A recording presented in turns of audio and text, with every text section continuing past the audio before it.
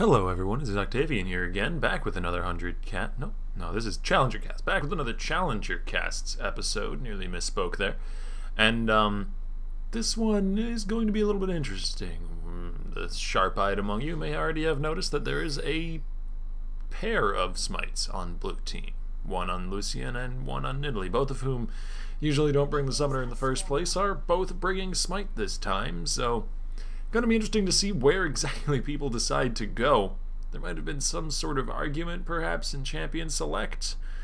I mean, this is the highest level of play. This is a Masters or Challenger level gameplay. Those are the only tiers from which these gameplays are pulled. But still, even with that level of play, you can have Discord within your team, and that might be what's going on here, or it might be some kind of new and unusual strategy for Season 5 that we do not yet know about, us humble mortals down below the Master or Challenger tier. As Flares is actually starting off at the Raptor camp, might be going down to the Raptor camp. That was a very, very dangerous start for Riven. Yeah, executed by the Raptors. And turns out that Riven without a smite cannot solo the Raptors at level 1. The jungle is quite a lot more difficult than it was before. And so that strategy really didn't work out for her. Gonna be teleporting back into the mid lane. And Flares might be in some trouble in that lane because the Riven versus Kennen lane already is a bit of a difficult one for Riven to survive in. Kennen just being such a powerful lane bully, and Riven, of course, being a melee laner, is going to have a lot of difficulty against a Kennen unless she can get right up into his face. And that's one of the problems about Kennen. It's one of the things which makes him such a powerful laner. Not only does he have the range and in the auto attacks and the long range abilities to be able to harass you with, and the fact that he doesn't have to use mana to do so means he can spam them out whenever he feels like it. On top of that, with Lightning Rush, he can just get right on out of pretty much any dangerous situation without so much as a by your leave, just zooming out of there incredibly quickly, and even a Riven not going to be able to keep up with the Kennen when he's in his Lightning Rush, so hard to deal with when you're just trying to farm when he's not engaging onto you, and then nearly impossible to engage on. Actually, Flare's going in there, and it looks like Kennen actually went back in with his E rather than dashing away, decided to opt into that trade, and actually came out ahead for it. So understanding the limits of the champion there, realizing that he doesn't have to be afraid of Flares' Riven at this point in the game, and he can actually play somewhat aggressive. Daws of Claw, understanding the Kennen champion, playing well with it, and this game overall is just a little bit odd in pretty much all respects. We have the Riven vs. Kennen matchup in the mid lane, which really is something I expected to be in top, hence why on the scoreboard they are both up in the top lane position. We have a Lucian jungle. I don't even know what to say about that. There was a time when Ezreal jungle was popular, so AD carries being in the jungle is not something unheard of. I mean, I've also seen Jinx in the jungle. I've never seen, never seen Lucian in the jungle. Jinx could be in the jungle because she had forms of CC. Ezreal because he could leap over walls and make surprise ganks happen. Lucian really can't do that. He does have a gap closer in the form of Relentless Pursuit, but unlike Arcane Shift, it cannot go over the majority of walls. Rux might be in some trouble here. He gets stunned up. The third proc doesn't connect, though, because Nintendo gets hit up by the exhaust. Hoji, very nice binding, lands on an Antibot, but now Hoji is forced to heal to get away from there. Actually, Rux is the one who healed, but to save Hoji's life, and Antibot turns back around with the first blood for red team down on the bottom side of the map. Nintendo is going to keep on chasing after Rux. Rux has no summoners left. Actually did have flash up, so wasn't in too much danger, but still, Nintendo forces him away from the lane. That's going to be some farm lost, in addition to the first blood going over to Antibot's support Annie, and we've seen Antibot a few times in this series already. He, of course, loves to play Annie, but one of the things that he loves to do with Annie in the bottom lane as a support is build fairly damage heavy as far as supports go. So getting that first blood on him might actually translate into some damage in this lane later on, probably after picking up a Sightstone first, seeing as Sightstone is one of the most powerful items in the game. Wards are incredibly, incredibly valuable. They are your friend. Kuna going to be clearing away his Raptor camp, and for jungle Lucian, he seems to have been faring pretty well. He's only got a 2 CS disadvantage against his opponent in the jungle, Vi, which is a lot better than I thought he'd be doing. Vi much more efficient at clearing out jungle camps than a Lucian would be, especially considering that Vi is much better at staying alive while clearing out those camps because of her shielding passive. But in the mid lane, we have ults on both sides. Actually, Flares didn't have his yet, and that is Daws of Claw using the Slicing Maelstrom just as a way to harass Flares out of the lane here, though. Flares is choosing to stick around. He has some health potions. He has the double Doran's Blade for a bit of sustain. And so he's deciding he needs to keep getting this farm because he's 44 to 17 right now, and Rux might be in some trouble. Nice binding, landing onto Antibot from Hoji, stopping the aggression from the other side, but still, Rux took about half of his hit points. He has a potion or two to guzzle down to get some of those health points back, but a lot of them are going to be gone forever. Azingy coming over the wall, and Flares is very low. He turns around with the stun, though. Daws of Claw coming in to finish off the kill as Azingy flashes back into the jungle to get away scot-free. And really, Lucian can't do much to chase down his foes and get retribution for his fallen mid laner. Up in the top lane, the only lane we haven't really talked about yet, RFLegendary is doing decently well, holding his own against this Jace, which is something of a feat, considering that Jace is pretty good in the lane already. I mean, Nidalee herself is no small timer in terms of laning pressure, but she becomes a bit less oppressive in the lane when she has Smite rather than a laning summoner, and RFLegendary is going in. He did have the chilling Smite enhancement. He's going to be flashing away, but flashed after by Catsexual, bringing down the Nidalee. Third kill of the game for Red Team. They have a gold lead here at 7 minutes 42 seconds of a few thousand, and this is starting to look kind of bad for Blue Team, seeing as Red Team has a great late game scaling team comp and Blue Team has a Lucian jungle. They can't really compete quite as well. Flares roaming from the mid lane, trying to make a gank happen on the bottom side, but there was a ward that spotted him out, so Nintendude and Antibot backed away before any real consequence could come of that particular gank. And it's just a lot of wasted time for the mid lane.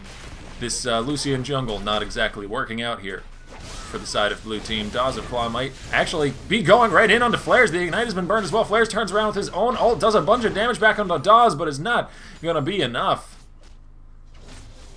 And that's going to be another kill going over to Red Team. Every single lane has gotten one at this point. 2 for Kennen, and he is starting to really snowball ahead in that mid lane. I mean, he's got a 57 to 23 CS lead. He might actually be in some trouble here, though. RFLegendary roaming from the top lane, gets stunned up before he can pounce, though.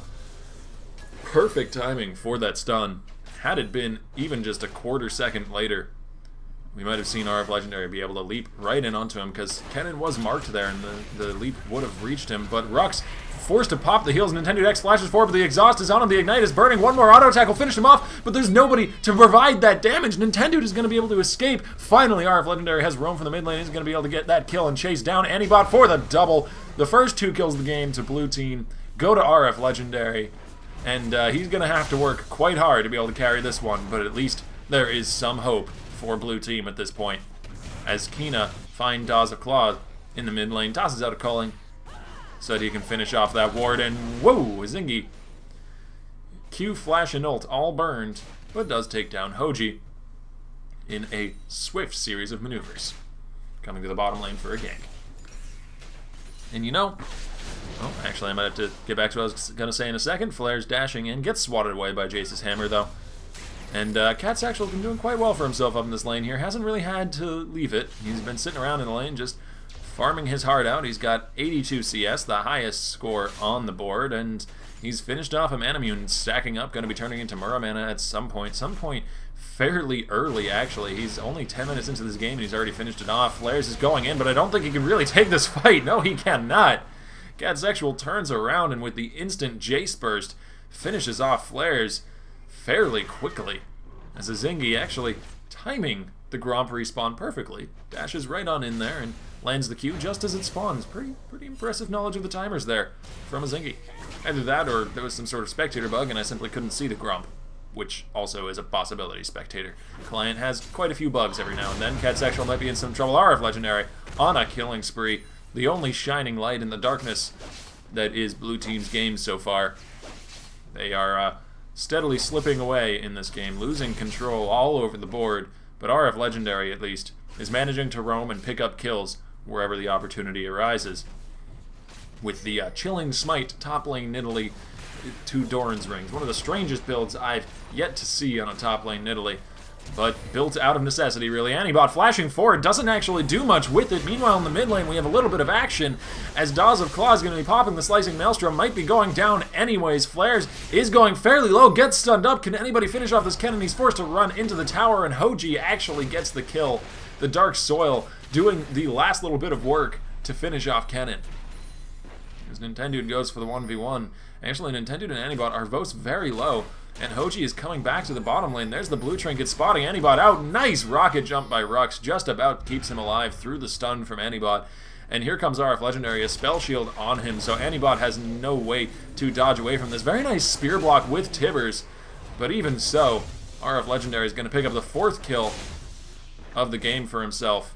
And while Flares attends to his top lane. I mean, the downside of RFLegendary roaming all over the place and getting all of these opportunistic picks across the board does mean that Catsexual has been left to his own devices in the top lane. Flare's not really standing any sort of chance, as we saw earlier in the 1v1. Is actually going for it again, gets swatted away once more, and is really, really determined to try and make something happen on this Riven right now. I mean, he understands that if he isn't able to claw himself back into this game somehow, he's going to be losing a lot more pressure than he already has. Flares, his ult running out, is not able to continue to fight Catsexual, and he's going to turn around. He's actually going to do a big burst of damage. The Shock Blast is dodged to the side of very well-timed Valor, and Flare's going to return to farming, but he is still quite behind.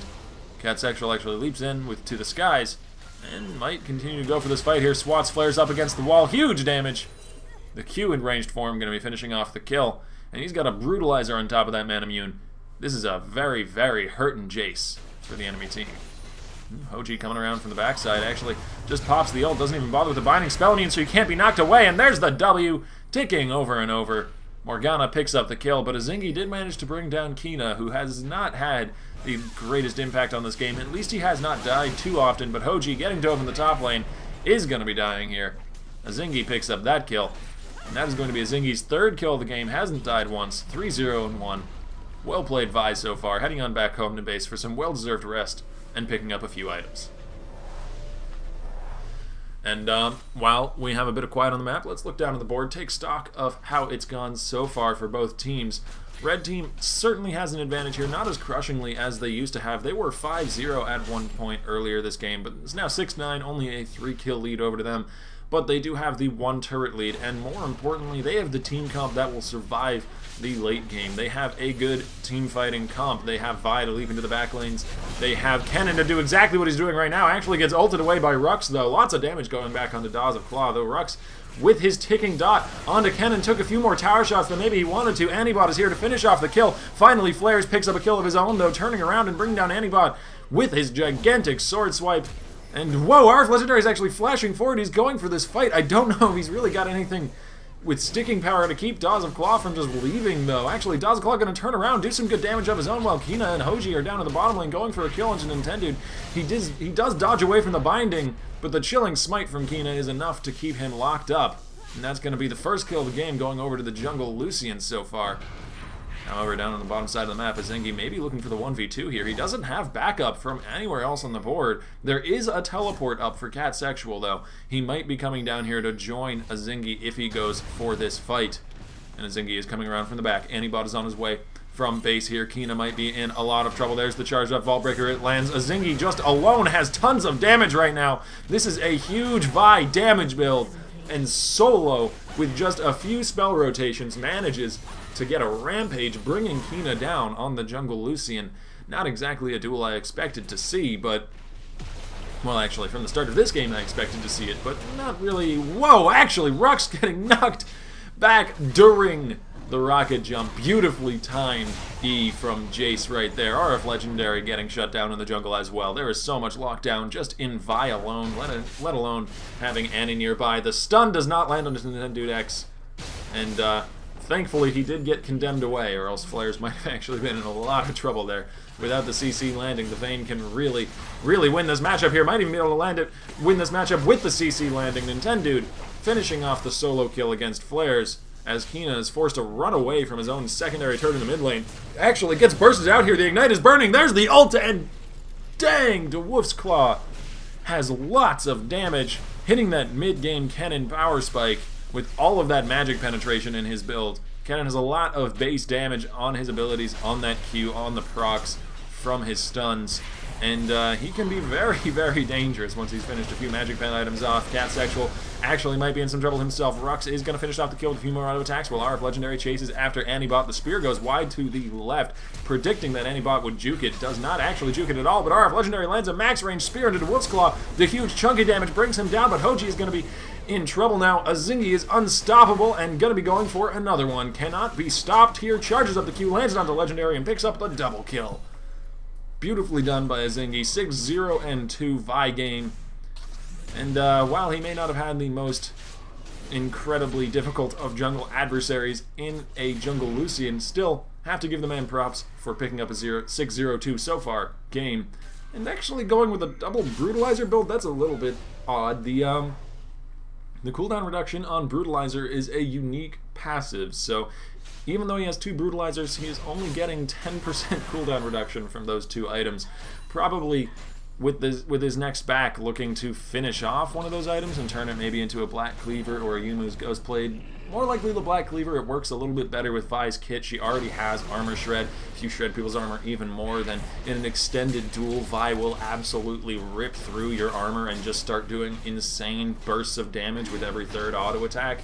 So maybe Azingy looking to go with a Black Cleaver here. I wouldn't fault him for doing that. He's been having such a great game. He is certainly ahead enough on Vi to simply build a bit of health and then a lot of damage, akin to what you might have seen a Pantheon do a few patches ago. Flares going in onto Nintendo, does get stunned up against the wall, but Nintendo's in a 2v1, and so Flares and Kina are going to be able to bring him down. Now the spear chasing after DeWolf's Claw. He actually turns around, dodges the binding with the movement speed boost that he gets from Lightning Rush. Good damage onto RFLegendary and Hoji. He's kiting both of these guys around. Kina has showed up, but so has Cat Sexual, and this looks like it's going to be turning into something of a skirmish between the teams here. Antibot is roaming his way down here. There's the culling, and a max range spear going to be landing as well. DeWolf's Claw goes down very, very low. Cat Sexual at half health. Nicely dodged on the spear there, but there is DeWolf's Claw going right on in. Slicing Maelstrom doing tons of work. Antibot is here. Antibot has the damage with that Rylai's Crystal Scepter to pick up a double kill for himself. Tibbers doing a lot of work. And that's going to be 3 more kills overall going over to Red Team. Didn't even trade one back from Blue. And that is quite bad for Blue Team. I mean, it's been bad and it's been getting worse this whole game as we see another kill going over to DeWolf's Claw. But they had a chance earlier on. I mean, they had an unlikely chance with RFLegendary managing to start snowballing the Nidalee, and Nidalee can be quite a monstrous split-pushing force, and there was actually nobody on the side of Red Team who could really 1v1 RFLegendary. Maybe Cat Sexual's Jace, but he hadn't quite hit the power spike that he's at right now with that BF sword on top of the Man Immune and Brutalizer. Looks like he's trying to head on back to base. Hoji actually lands a binding. I don't know if he really wants this fight, though. Azingy is off to the side on Vi, turns around at RFLegendary, brings him to half health with just a single combo, finishes him off with the ult, and Flare's now caught out all by himself. He's going to be going down, giving a rampage up to Antibot. Azingy might be in some trouble here. The binding lands. Hoji needs one more auto attack. Azingy gets the shield from his passive, though, and Cat Sexual is there with the damage to finish off Hoji. Azingy gets out alive. Oh, maybe not. Maybe I spoke too soon. There's the blue trinket giving him vision, and Rux is going to get the shutdown. Turn on to Cat Sexual. Might actually go down here, though. The aura, the damage. No! Rux manages to pick up the double kill for himself. And that was a lot closer than it should have been. Too close for comfort. Might actually still be a dangerous situation. Rux gets ignited and spams laugh while he dies next to DeWolf's Claw. And that's all she wrote. For Rux, at least. So far. He'll respawn eventually. I'm sure he'll be back. I don't know if Blue Team's chances of winning this game will be back, but at least he'll be back on the board to try and get some more of a chance for his team. Nice dodge in the queue there. Flair's actually choosing to turn around and go for this fight now. The ult is not up, though. However, he's just buying time for RFLegendary to show up. The heal from Nidalee is enough to keep Flair's alive a little bit longer, and there's the ult. RFLegendary picking up the kill with an auto attack after Flair's tosses Wind Slash over the Kennen just after he comes out of Zhonya's Hourglass. Now on the bottom side of the map, Kina and Nintendo going into some sort of 1v1 here. Turns around with the Chilling Smite. Kina does have that at his disposal. He gets knocked out of the ulti, though. Wonderful condemn from Nintendo. I mean, it didn't stun him up against the wall, but it threw him back towards the wrong side of the map, so he didn't want to be going that direction anyways, and it canceled out the culling. So that was a lot of Lucian's damage just done away with there. Well played by Nintendo Dex, and Hoji in a 1v1 duel of the supports seems to be losing out here. He is going to be going down. Oh, actually, no. Hoji managed to escape. Rux is the one in trouble now. Antibot is unstoppable as the binding turns around to stop Azingy from chasing any further, but they got a 1-for-0 trade. And they're going to lose their top lane turret, but that's really not such a big deal, while Cat Sexual, with all of his vast amounts of AD, continues to split push up the mid lane and gets the first inhibitor to the game for Red Team. And Azingy is just roaming wherever he feels like now. He's past the destroyed inhibitor in the mid lane. He's making threatening moves towards RFLegendary while he's underneath his Nexus turrets. Actually does get stunned out of his Q by flares, gets knocked up as well. Here comes RFLegendary. These two might be able to take down Azingy. He flashes away from the wind slash. Very well done, but RFLegendary is still there with enough damage to bring him down. Now Cat Sexual flashing over the wall, finishes off flares as RFLegendary is trapped out in the open. Double kill for Jace. And overall, still a trade going in favor of Red Team, though I do believe that RFLegendary managed to pick up some shutdown gold for himself at least, but that's not going to make up for the fact that it was a double kill given over to the other side as Kina tries to 1v1 Nintendo again. Actually, is just trying to escape, not really trying to 1v1. Nintendo, though, not having any of that, flashes after him with a tumble, final hour for the extra AD, and picks up the kill. Had a red buff to chase him down as well. There was really no getting out of that for Kina. Cat Sexual going to keep on pushing down the bottom lane. He's got a lot of AD, as I said before. Finished off a Bloodthirster. Not even going for any crit chance or any cooldown reduction with that choice. Just going for raw bursting AD. Looking to absolutely demolish people as quickly as possible. Get out those 3 boosted attacks in W form. Get out those huge Shock Blasts, as we saw right there. The enhanced empowered Shock Blast. Taking away almost half of Rux's health all by itself. Cat Sexual is doing tons of work right now. And really nobody on Red Team is a lightweight at this point.